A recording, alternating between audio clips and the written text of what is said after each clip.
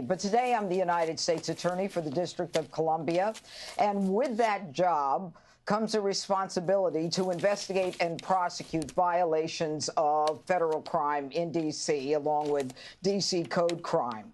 And my request in this case with the Federal Reserve was a legal request.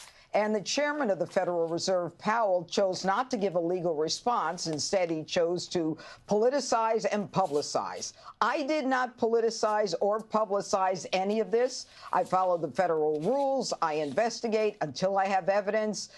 And if and when I do, then I go forward with a public statement. Now, what are we talking about? We're talking about $1 billion in cost overruns. Talk about fiscal irresponsibility. Talk about bureaucratic bloat. We're not talking about $1 million, $10 million, $100 million. We're talking about $1 billion in cost overruns in D.C., and something that is purely in my lane as the United States Attorney to investigate, as well as lying before Congress. So both of these things are issues that I looked at, and on December 19th, we started the investigation in November. On December 19th, we sent a letter, an email, and we said, we'd like to talk to people at the Federal Reserve. Give us a call. No response for 10 days. December 29th. Please give us a call. We'd like to talk to you. We'd like to speak to you. No response for 10 days. We want to meet them the first week of January. No response. So then we did what any normal prosecutor would do, and we issued legal process. I'm not saying that. He's saying that. So does the Federal Reserve Chairman Powell respond to that? No. What he does is he issues a video. He claims that he's being threatened with a criminal indictment, threatened that the independence of the Fed is under attack, which couldn't be further from the truth. Now, normally what people do is they pick up the phone, they call you, they say, yeah, let's talk about it.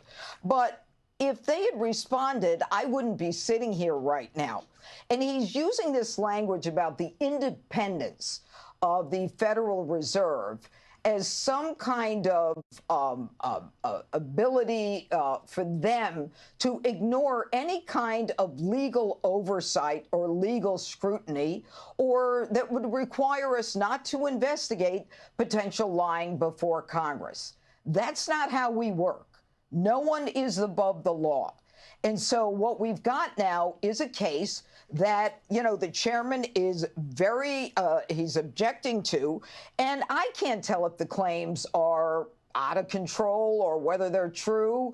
You know, if there are cost overruns, is it the contract? Is it the subcontractors, the contractors? Is it normal? And lying to Congress. Did he know about it? Did he know about the numbers? Did he not know about it? I do an investigation, and I do it quietly until I get to the point where I can say something.